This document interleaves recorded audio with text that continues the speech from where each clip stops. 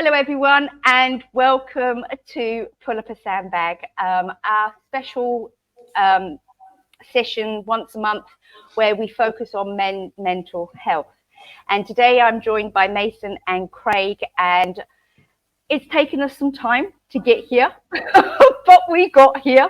And before we go into the topic and learn more about Mason and Craig, with regards to their profession and what they do for men in mental wellness, I'm going to throw over to Mason. And Mason, if you just want to give us a little introduction and where you're dialing in from this time, which is not your natural base. Yeah, Mason, as you know, as you can see, and I'm actually in Copenhagen, just on the outskirts. I'm literally just surrounded by nature, and I have the sea over there. I don't want to pick up the camera because I've got the mic here and I don't want to mess it up, but yeah, but my normal base is Bali. I've just come back from the UK, which has been nice, but I was ready to leave. And a bit about myself as well now, or? Yeah, go ahead. So as you can see, it says spiritual connection coach. I'm a trained life coach, and it worked. It organically changed into men's spiritual connection coach because first I was working just with men. And I found that even after reaching the goals, the financial goals, whatever the goals were, there was still something more missing. And as a man that's been doing the work myself, I've been meditating for the last 10, 12 years. I've been doing a lot of practices that I guess people would call spiritual. It's something that I can really credit my own transformation to. So it only made sense that I started working with the men in the same sort of areas. Yeah, and I've seen a lot of your posts, and they really do make you stop and think. And I love how you just cut the crap and say what's on your mind. Yeah, I've been. Not everybody likes the way I communicate my message, but I'm not trying to be for everyone. If some people are picking up what I'm putting down, then all good. Yeah, no, absolutely. And thank you for coming back on again. The last time you were here, you were with Michael, and that was a really powerful session. And when I was doing the write-up and watching it again, some of the things that you were saying were really hitting home on a deeper level. And I got to view it as a viewer rather than being part of, this talk. So thank you, Mason. Thanks for having me. Craig. Oh, you're welcome. Craig, welcome for the first time. I'm sorry, I think I stalked you on Instagram where I first saw you, and then connected with you on LinkedIn and said, I'd love to have you on here with Mason. So welcome and thank you very much. No worries, it's a pleasure. I like talking. It's better than just sitting behind a laptop. Yeah, exactly. So tell us a little bit about yourself, because you're fascinating as well. And I'm going to let you say a bit about your background. I mean, I work as a men's transformational coach, although recently I got a few women interested in working with me as well, which I'm open to. I'm known for my work in professional rugby. I've kind of been working as an elite performance coach and consultant in professional rugby, which used to be full-time, but now it's not full-time. And I've done that for about 28, 29 years. And the evolution of me as a coach in that sphere is quite interesting, because I started off as a fitness coach, and that evolved into nutrition, holistic nutrition, mindset, mentality. And now I'm kind of known as this guy that can kind of unify teams and build culture and build brotherhood, which is also in alignment with the other work that I do. In the other work that I do, I created an organization called Men Without Masks about 6 or 7 years ago. After my own midlife crisis and my own journey of self-discovery, I realized the need for belonging that all men need, but sometimes don't realize that. And within that part of my business, we run retreats, so I like to call them training programs. We run one-day events in Liverpool, we run 5-day events in Skipton, and I take men to Peru once a year for a 10-day retreat, transformational retreat. And I also have a brand called Craig White Mentoring, and that's, if you like, that's the kind of me with my high performance hat on, and that's where I do my one-to-ones and my one-to-one intensives. And I tend to recruit coaches and athletes and business owners. Yeah, no, fantastic. And I think that was one of the things that I saw was from one of your retreats, and it really hit me. I think you did an exercise where the guys had a partner and they put their hand on their chest, and I don't know why, that just really resonated with me. Also, especially for men to be in that space with another man that they may not know, Yeah. to have their eyes closed, to be touching, Yeah. and for that vulnerability. So hats off to you. Well, I'm glad that touched you, because on that day, which is the last day of the retreat, it's all about blessing and masculine blessing. And unfortunately, we live in a world that's devoid of real fatherhood. Some fathers are not around, or they couldn't get access, or they couldn't get the shit together. And there's a lot of men coming through society now that haven't really been fathered. They've not received that blessing from the father when they're in the teenage years. But the beauty of our nervous system is it doesn't know what time we're in, and we can still receive that blessing. So that's a kind of somatic blessing that we do on the retreat, which is very, very powerful. Yeah, no, well, sitting on the sideline seeing that myself, I felt that powerful essence. So thank you very much. Okay, just very quickly. So I'm Donna Burfield. I'm a joy and purpose coach, and I work with parents, and I love working with fathers. I think that's one of the things, especially if you have estranged relationship with your parents, then you understand that void and that lack of belonging, I suppose. So I am quite passionate about fathers helping and supporting their children, and also the wives supporting the fathers as well.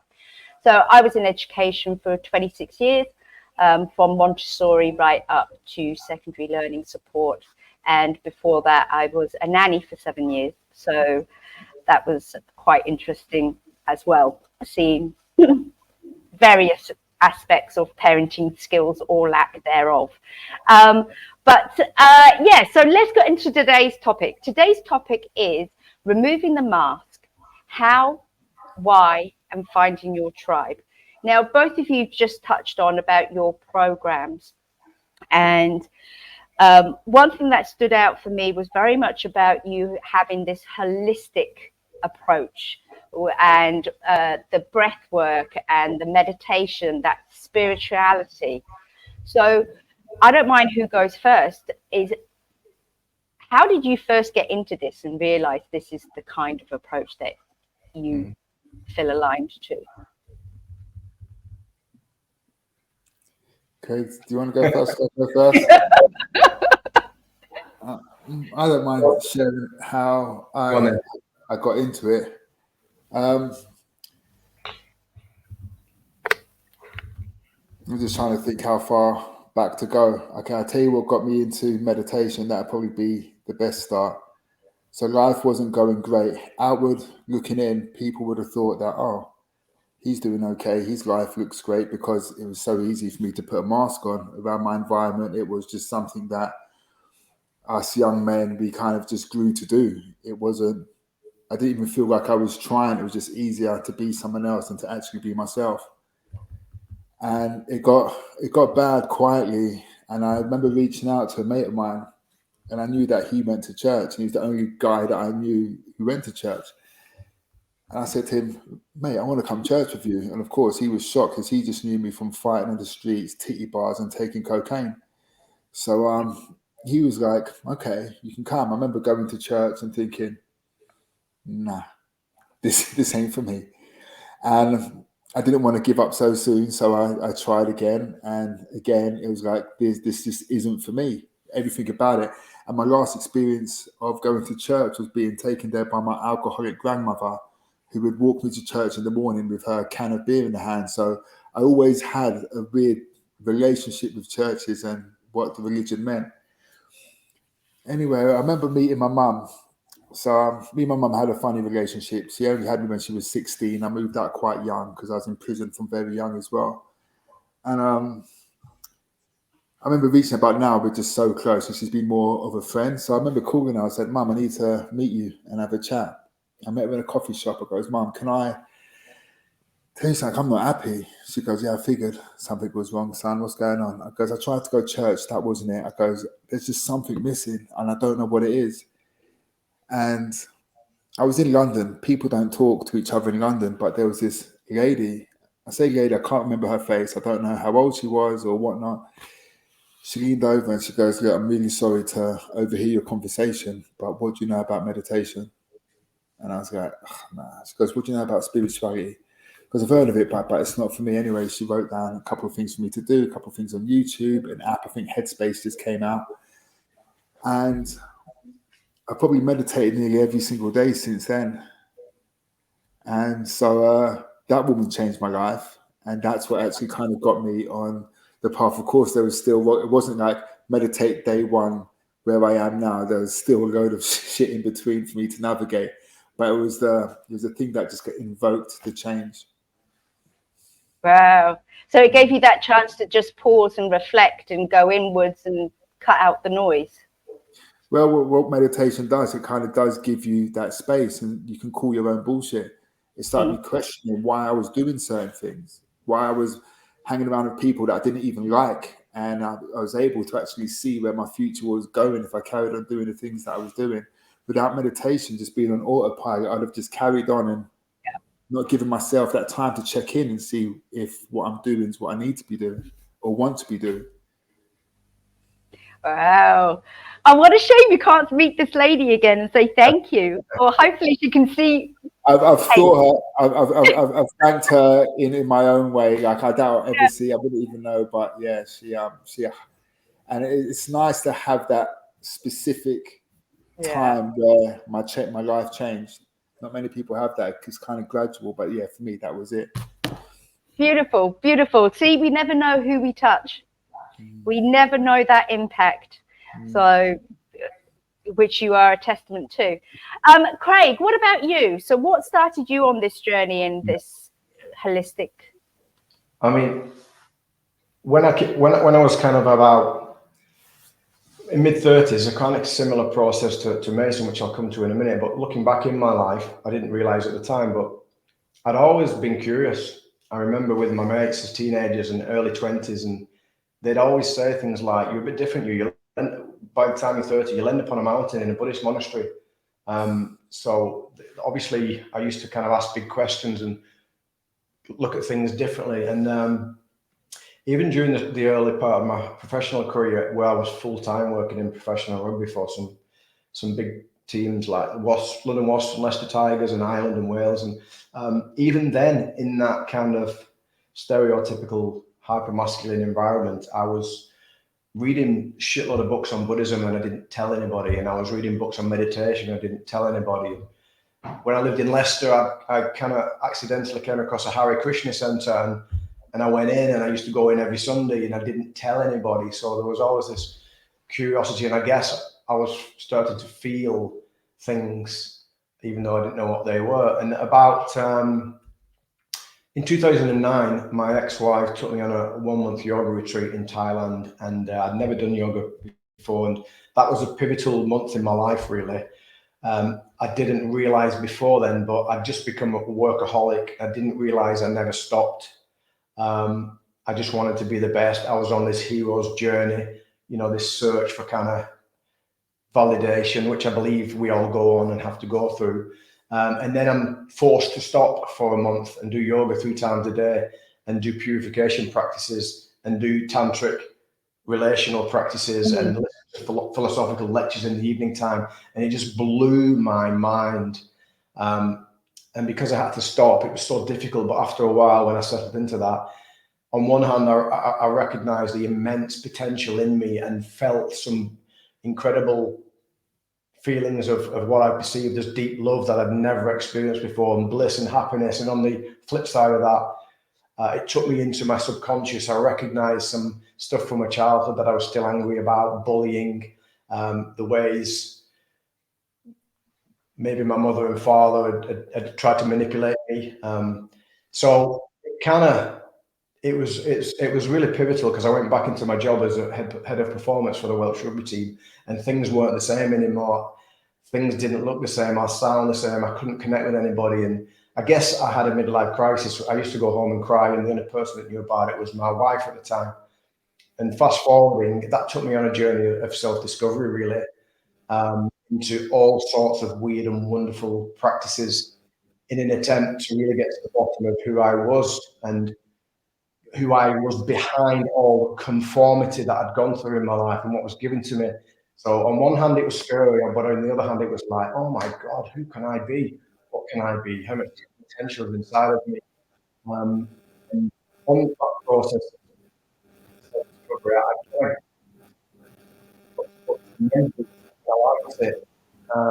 and I loved the vulnerability and the courage. And then I went on men's retreats, and I thought, I want to create my own because there's not enough depth in this for me. I want to combine the traditional approach to men's work, sat in circle, talking about our stuff with other practices. And just to finish, you mentioned in the beginning that we both work holistically. When I started off holding men's groups, if you like, outside of rugby, we just sat in circle talking, and it was lovely. But I also recognized that 6 months down the line, guys weren't transforming. They were just coming up with the same shit in the same loops. And it's only when we introduced, and I went on my own journey of somatics and physical practices, that we really started to see transformation. So on our programs now, for example, the 5-day retreat, we do have a model, but really the pattern is a physical practice, and then we talk, a physical practice, and then we talk. And it's a beautiful way of getting guys out of the head and into the heart and revealing what's in their unconscious. Yeah. No, but what's interesting for me is both of you come from, the sports world, where, as you were saying, it was quite alpha. Am I the only one that's getting? I can hear that interference. I can hear the interference. I can't. Can you? Sounds like it's from a microphone. Do you want to just, Craig, do you want to mute you? No, let me mute you. 1 second. It's not my phone. It's not my phone. Is it me? Yes. It came on when you came back on screen. It's me. So I'll take this mic out. Yeah. Apologies. No worries. Yeah, coming from the sports world, in some respects where you've got that camaraderie and team building, and it's quite insular, it's the same as being part of the forces. Now, do you find it harder for men in those situations to come out and seek alternative ways of yoga or meditation or that sort of thing? Go on, mate. I'll let you go on that one. So the question is, do I think it's harder for people who are in teams or forces rather than individuals to kind of break away? Yeah, especially from that culture. If you're coming from a sports world or from, there's certain stereotypes, I suppose, people put you into. I can only really speak for myself. I have worked with other people who play professional sports, but I don't think it was necessarily the sports that kept me stuck. I think it was just my lack of knowledge. I just think it was my not knowing just how to, I guess, communicate to myself what it was I was feeling, because I was a product of my environment. And it's like to say, you cannot be what you cannot see. So if this is what I'm seeing and this is the behavior, then I just think this is what I have to be, even though that my body is telling me otherwise. I didn't know what the otherwise was until I did. Yeah. I'd have to agree with that, because even though every vocation does have its culture, I don't see sport as defining the stereotypes in itself. I just think the stereotypes exist. And it's not dependent on sport, within the realm of sport or business or whatever. I've worked with unbelievably open, sensitive men, and I've worked with closed men. And I think, it's not the sport ultimately that defines that, even though it might look like that on the outside. Okay. Although having said that, I've worked in rugby for almost 30 years. And I do see a shift from really hyper masculinity to a more balanced kind of expression of manhood. From, of course, they need to be process driven and linear and focused and emotionless, but also outside of that, I see a lot of teams really trying to build a cultural piece from relational skills and listening and empathic skills, which is beautiful. It might not make them better rugby players on the pitch, but it definitely gives them a sense of belonging and a sense of joy, really, at being in that environment and being a sportsman and being more in the body and not only in the head. Okay, because one of the other reasons why I asked that is because there is a time frame for sports, men and women, you know, and then especially when they have been so dedicated and so strict with themselves to get to that high performance that they have to be in to succeed.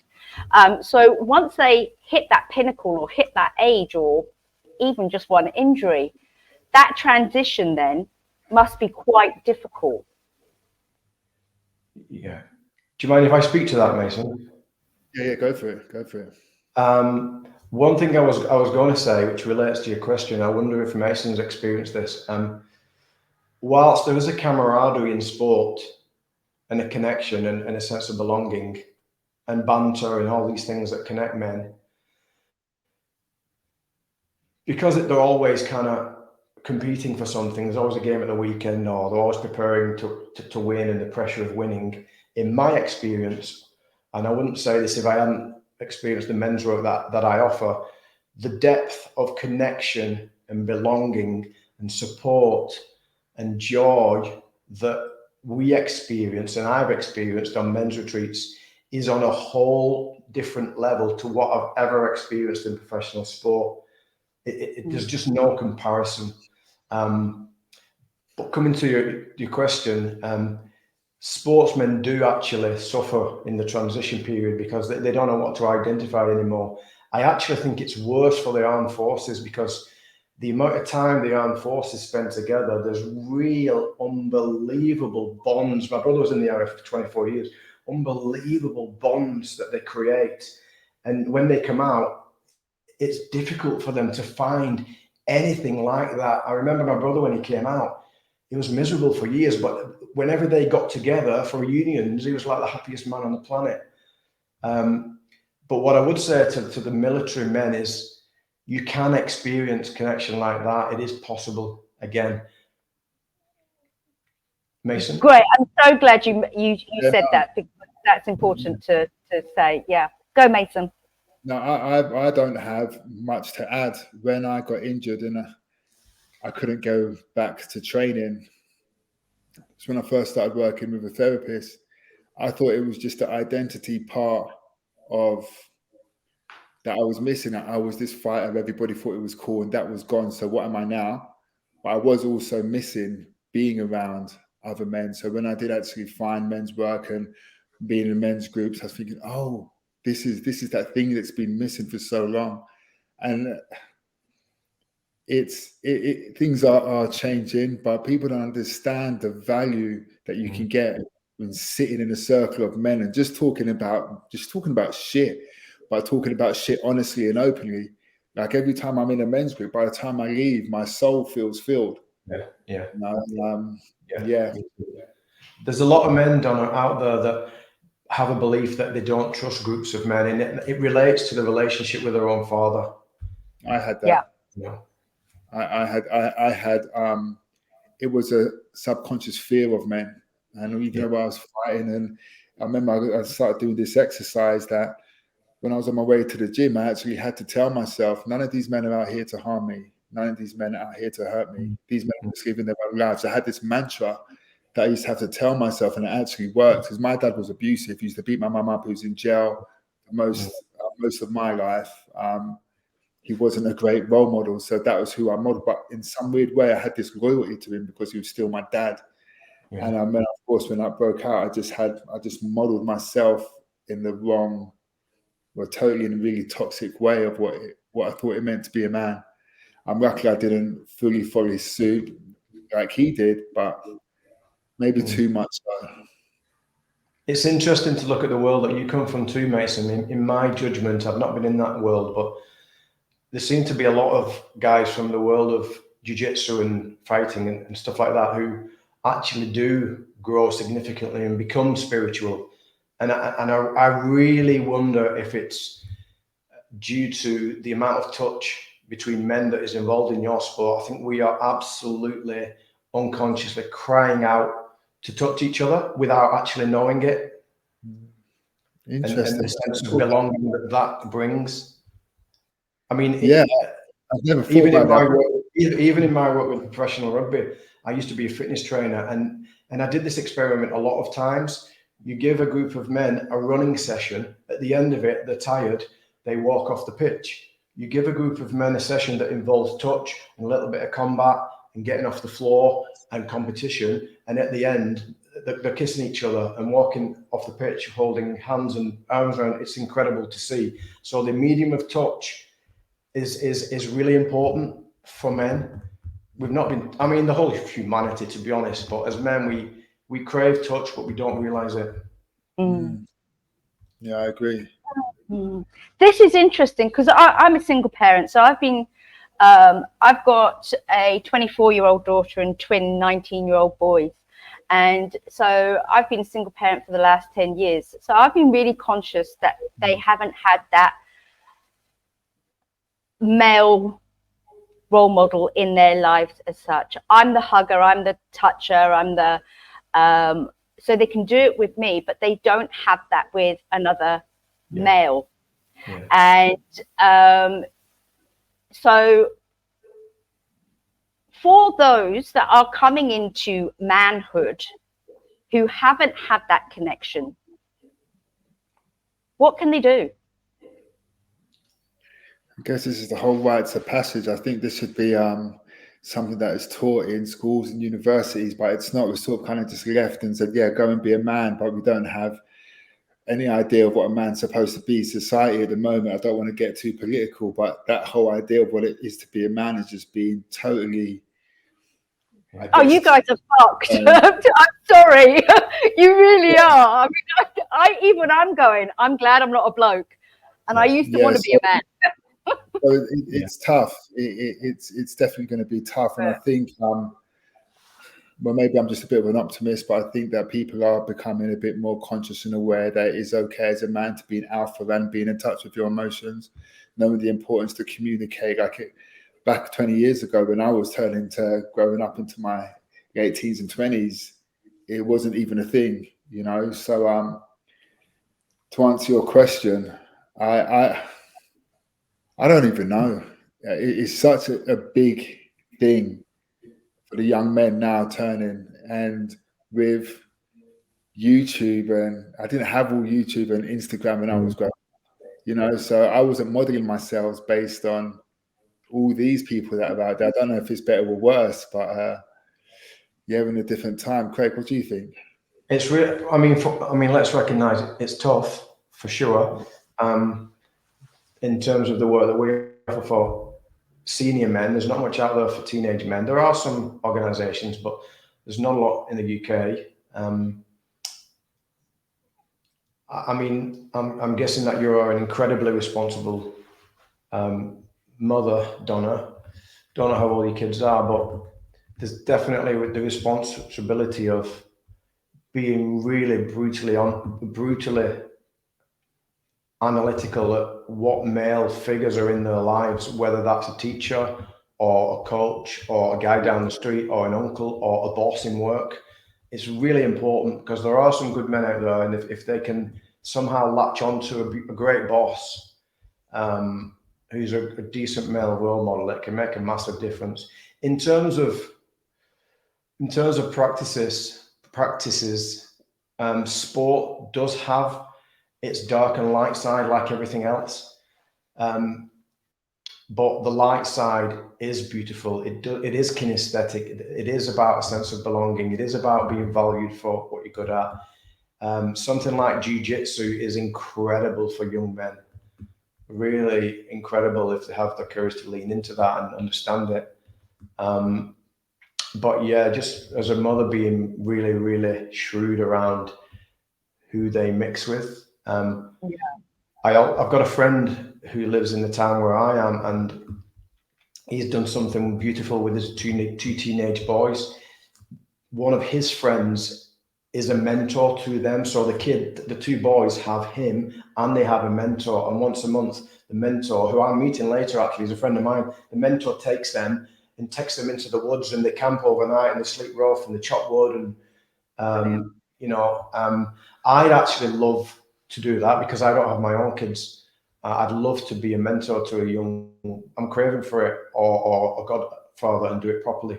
Because I think the combination of father and mentor it's in our DNA. It goes back to tribal times, and it's really powerful. Yeah, no, I agree. And I recognize that when they were growing up, I sent them to, well, I used to do it as well, boxing, and they did martial arts, but living in the Middle East. Whereas if I was in the UK, they would have done army cadets or something like that, because I think all those things are very important. But things are becoming so politically correct. You can't do certain things anymore out of safety. And the same with that touching. I think it's so important. But everybody's on that scare, that fear alert. Well, especially since COVID, and it's unconscious. And I go for a walk. You and I go for a walk on the canal, and it's become natural now to do that. Yeah. So, okay, both of you have got some programs. Now, I know, Craig, you've just come back from Peru, haven't you? Gorgeous country, loved it there. So, did you just have some guys there now for training? No, I actually went there to refine some of the retreat. We're doing it next year. At the moment, we do a retreat in Peru once a year, which is 10 days. And it includes some work in a retreat center, followed by the classic Inca Trail to Machu Picchu, and it's kind of the next level up, if you like, from the retreats in the UK, and it's all about leadership, really, and leaving a legacy. So we tend to get a lot of men on it that have really got a capacity to influence change in the world. Great, fantastic. Now, and if people wanted to sign up for that, how do they go about finding out more? Yeah, well, all our programs through Men Without Masks, which are geared towards the group dynamic, you can go to our website, menwithoutmasks.com. You can find Men Without Masks on Instagram, Facebook, LinkedIn, and you can also access it through my own personal stuff, which is craigwhitementoring.com, and you can find Craig White Mentoring on Instagram, and you can find Craig White on LinkedIn. I'm quite active on LinkedIn. Yeah. And are you primarily based in the UK, or do you plan on? Yeah. I plan on being a bit more global. We're still going to run retreats in the UK. We run them at a place called Broughton Hall, which is a beautiful venue in Skipton. But we plan on doing a retreat in Dubai. I've just been asked to do a retreat in Brazil.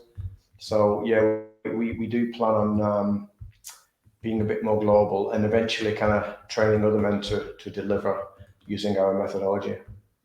Oh, fantastic. Great. Yeah. So do you tend to you will take men from the UK out to Dubai, Peru, Brazil? Well, that is an option, but we also want to target men in Dubai, expats in Dubai. And we've had men on from Portugal, Spain, France, Canada, America. And we're hoping to attract men from all walks, really. Excellent. Well, I will have some of your details as well, and I'll be posting that around. But that's great. And Mason, the same for you, because you've got a program and you're thinking about doing a retreat of some sort soon as well, aren't you? Yep, in Dubai, but taking the men from Dubai to Bali. I think, again, I can only, I guess, encourage or lead people on the journey that I've taken myself. And one of the big things that helps me is being in nature. And Bali is nature rich. There's an energy in nature that you just can't put your it does a lot of the heavy lifting, which is why and after working with quite a few corporates in Dubai, it kind of made sense because I have an affiliation there to bring people out to where I am now. I also do a thing called the Journey to Self-Discovery. Craig mentioned his Journey to Self-Discovery. That's actually a program that I run, and it's all about helping people figure out who they are past their labels. You know, tell me who you are about your name, your age, where you're from, and everything else. And it really does get people thinking, oh God, I've just been living this life based on who I think I need to be or who I'm supposed to be. So it helps people think a little deeper. And of course, as you know, I use breath work and meditation heavily in these events, as well as sound healing. Not that I do myself, but I get someone in. One-to-one practice I'm moving away from at the moment because I'm working on a bigger project, which I'll share more about at a later time. But that's all that's happening right now. Nice. You like to leave those little teasers, don't you, Mason? What I'm working on, we'll let you know. Bit of mystery to it. Yeah, exactly. So Craig, one thing that I saw with you and I really liked was that you describe your mission as, and I've written it down purposely, throw down the tools, open your heart, and step into a world filled with understanding and happiness. Love that. So can you talk me through that a little bit? Well, yeah, the majority of men that I attract, they may not know this before they get on a call with me, but they've never stopped. One of the questions I ask them is, have you ever switched off your phone for more than a day? And the answer is always no. And then I say, have you ever switched your phone off? And the answer is no. Because, you know, I'm a big believer that if you always do what you've always done, you'll always get what you'll always get, and nothing will change. And whilst I totally get that traditional therapy has its place, and I'm also training to be a therapist myself, from what I've seen, real transformation only happens when we helicopter ourselves out of our usual day-to-day environment where we've experienced exactly the same thoughts and exactly the same feelings and make exactly the same mistakes on a daily basis, is to helicopter out there, connect with nature, which is the neutralizer, down our phone. We don't use our phone for 5 days on our retreats. We hand them in and we put them into a treasure chest, and really kind of reflect on our lives and do all the practices that we do to get us into our unconscious mind and our body. And I've just seen incredible transformation in 5 days that may, in my opinion, have taken 5 years in therapy. But the good thing about our retreat, well, the good experience that I witness is guys that they're coming for transformation. We don't have to force them.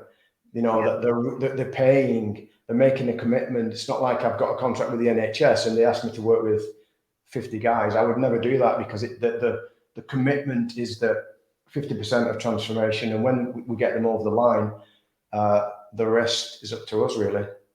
Yeah. So I was going to ask you to now, from that, so the guys come on with you on the retreat and doing the trekking or doing the breath work in nature and limited phones and so forth. Once they leave you, what's in place for them to continue with the implementing and the, you know, accountability and so forth? How do you support there? Mason, you want to go first, or do you want me to go first? Yeah, you go for it. That is a challenge, and it's also incredibly important, because, you know, when they come on our programs and they don't have the phone for 3 to 5 days, it's a bubble. It's an incredible bubble, but it is a bubble. So the first part is education, which we do on the last day, educating them that, you know, not everybody's been in your bubble. When you go home, don't make it all about yourself. You don't know what bubble your loved ones have been in. So there's an educational piece then. We have a WhatsApp group that in some cases lasts for years. We have a Zoom reunion call, and on that call, we kind of share with them ways in which they can continue, because the critical thing about integration in the work that we do, which reflects on my journey and Mason's is practice. Mm-hmm. And training. That's what I do. We offer men's training programs. I mean, retreats, you could call it a retreat, but it's a men's training program because the training is necessary to change the patterns and to transform into somebody new. So the training is critically important. So on that call where we have a union call with every man on retreat, we make them aware of our services as coaches, because I have 4 facilitators with me and we all have different specialities. We have a psychotherapist who's a specialist in somatics. We have a meditation coach. We have another breath worker and a guy that takes people into nature climbing and connecting with nature. So we make them aware of our services. We have some other practitioners who we love, who we refer them to. And in terms of our own stuff, we have one-day events that are happening in Liverpool. We've got one on the 24th of September and one in November. We'll probably do about 8 or 9 of those next year. We just trial it this year. We sometimes do 3-day events. We're going to do a cheaper version of the retreat next year for 3 days. They've got potential to go on a 10-day retreat with us as well. And from time to time, we do some stuff in the online space. Apart from that, it is difficult to nail that. It is, but also it's important to find the balance between babysitting them and also realizing that they have to show an initiative. But I'm happy at the moment because, you know, the transformation in most cases does lead on to other stuff. You know, men become therapists, men change their career and they become coaches, they get into yoga, they get into breath work, they become certified as breath workers, they get into ice baths, and some of them get into dance, and it's nice to see because the somatic practice it must continue, and the guys that suffer are the guys that don't continue the practice. They think they're transformed and everything's perfect. So the practice is key. Yeah. Go Mason. No, I couldn't agree more. I always say when I leave a client or leave a workshop or whatnot, I say, I can't do the push-ups for you. It really is. We can't be there all the time after somebody leaves our door or leaves working with us. The onus really is on them. But the thing is, if you do enough to make them curious about what is possible and make them believe what is possible, now they tend to kind of go on their own kind of journey. I have people message me, oh, I decided to do this. I started to go and do plant medicine. I've done this. And I'm just really kind of shocked. Some of the time, some of the people that I thought that were less engaged turned out to be more engaged and more interested in diving deeper into some of the practices that are out there. But I'm always there. I kind of have a open dialogue conversation with people that I've worked with for years, always wanted to tell me their updates. Oh, by the way, I thought I'd drop in. How are you? I have clients that I worked with years ago now recommending me to other people, saying that I've done so much. So there is a natural kind of community, an ecosystem that is built around it. But in terms of being hands-on, there's only so much we can do. I'd also like to mention as well, you know, there's what I would call formal practices that people can do, and you know, the classic kind of yoga, meditation, and all that kind of stuff. But there's also life practices, which are ultimately where it's at. You know, relational, leaning into relationships, stepping up into father. You know, listening skills, empathic skills, learning how to lovingly express anger, and all these kind of really more powerful practices that the world needs. Of course, there's a journey to that, but ultimately it's life practices where the real transformation happens. I mean, even exercise, you know, there's polarity in that. You know, some people do it because they don't love themselves, they whip themselves, but with the right intention, exercise can be a love affair, you know, and a way to lovingly connect with the body. It doesn't have to be your traditional yoga and breathwork and stuff like that, which we both do and we both love, but it's adapting it to the client's lifestyle, which is the key. Even meditation, a lot of my clients don't have time to meditate for an hour in the morning and an hour at night, but they do have time to weave in what I call microdosing meditation. You know, 5 minutes here, 5 minutes here, that's 5. And then before you know it, they're doing 30 minutes a day. So it's adapting these potent practices to the client's lifestyle that is the art of our job as well. And that is so important, because one of the things that I've noticed is, you know, especially those that may have the ADHD or on the autism spectrum, to the thought of sitting down for half an hour or an hour to meditate first thing in the morning, you know, I can verify that myself. That ain't happening. If I wake up, I'm up. I need to move. You know, so doing those micro ones is perfect. Yeah, exactly. I mean, it's the same with exercise. I have a client who loves exercise, but he has a mindset that he has to be in the gym for an hour, otherwise it's pointless. And I'm saying to him, well, you're always in your office, so have a bike in the corner, have some gymnastic rings over your barrier, and set an alarm on your watch, and every hour do 1 set or do 1 minute on the bike. Yeah. Otherwise he won't do it, you know. Yeah. No, perfect. And that's the difference between, you know, those sorts of programs, is that you are training and educating and equipping them with the tools, and being honest, as you said, you can't do the push-ups for them. Yeah. So, you know, but the power's in the implementation and the continuity. Can I just ask you before we go, do you see a pattern of the men that come to you, or are they at a stage in their life they may be having issues with their parents or with their partners or with their own kids? Have you noticed the pattern? Mason? For me, it's a disconnect with what they're doing in themselves. So like outward in, they look like their life is going well. Inward out, they have a real disconnect from their, sounds so cliche, their purpose.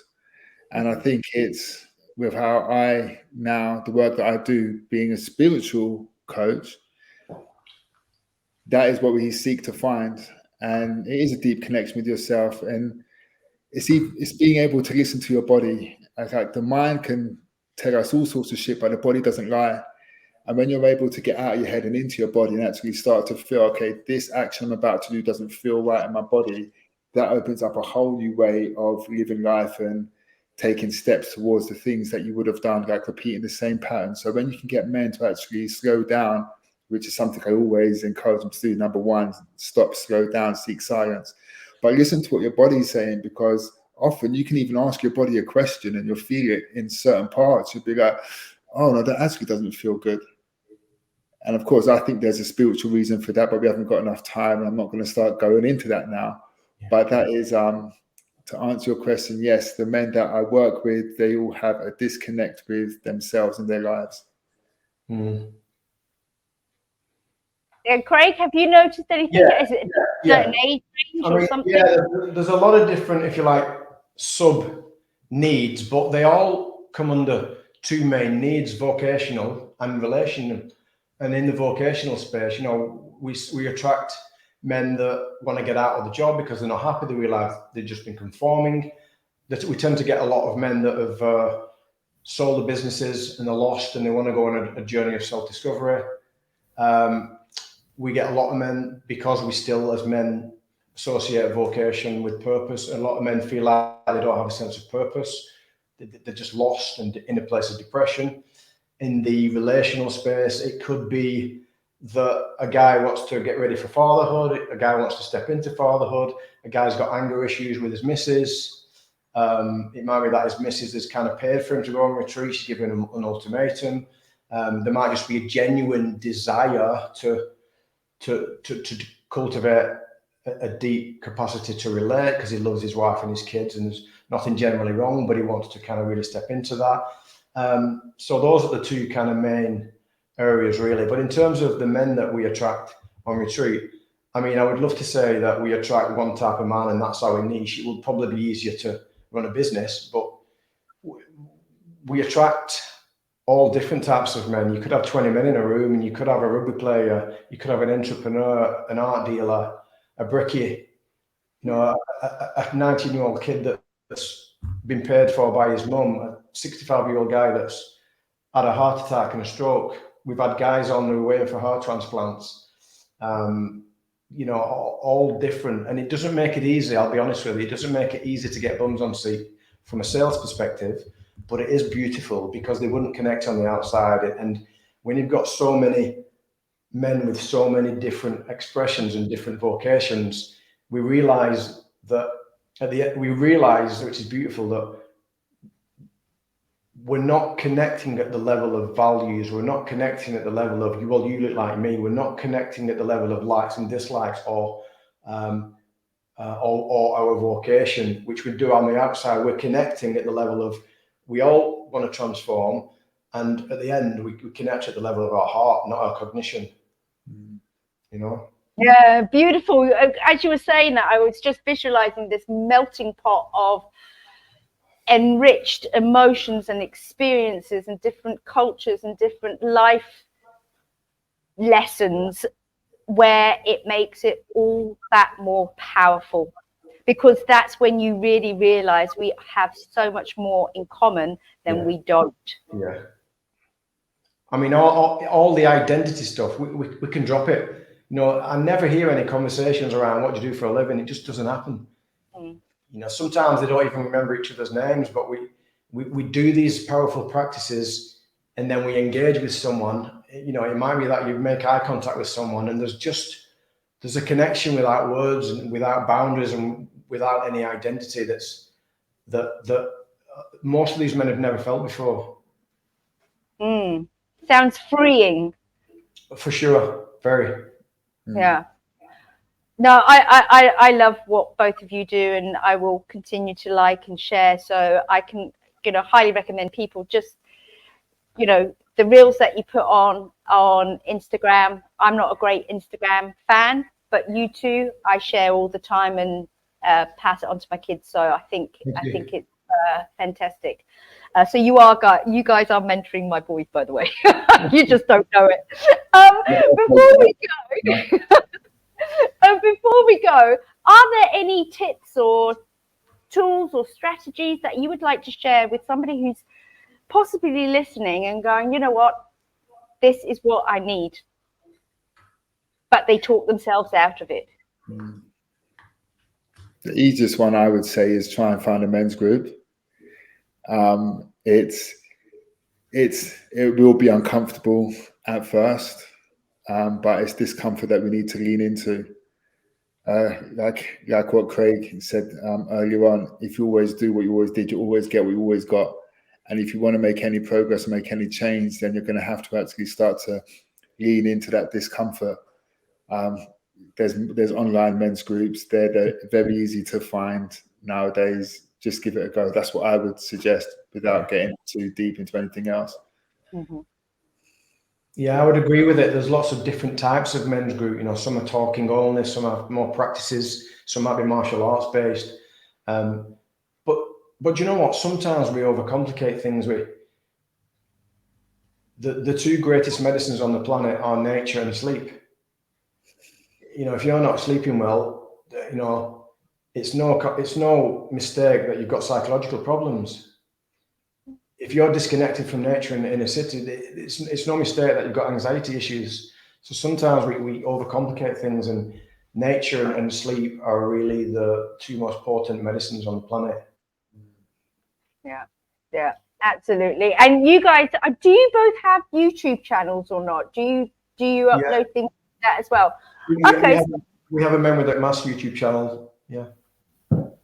Perfect. Okay, so when this is aired and I share this on LinkedIn and so forth, if you want to pop in all your links there for the YouTube, and people can start dipping their toes, I think it's really, really important. If I didn't think wouldn't go down well, I would have sent this to my ex-husband, but I don't think he'll be one of your customers. But there you go. Okay, look, guys, on that note, I'm going to thank you both so very, very much. I know you're both extremely busy. You've just come back from Peru, Craig, and Mason, you're still on your holidays. So I am truly appreciative for you taking the time today to talk to me. And is there anything else that you'd like to say? I just like I'd just like to say to Mason that it's been great bouncing off him. I don't know him, but I love him. Yeah, I was about to say the same. It's been nice to hear. I've actually been writing notes about some of the things that you said about the nervous system doesn't know time. That was like, of course it doesn't. So yeah, I've actually been enjoying this as well. Thanks, mate. Looking forward to watching it back. Thanks. Excellent. My work is done. I've been a matchmaker. Good All right. mate. Thank you so much. And if you're listening in, guys, please check out, leave comments in the comment section, and I'm sure Mason and Craig will get back to you if you need any support. So thank you very much and have a great evening. Thank you.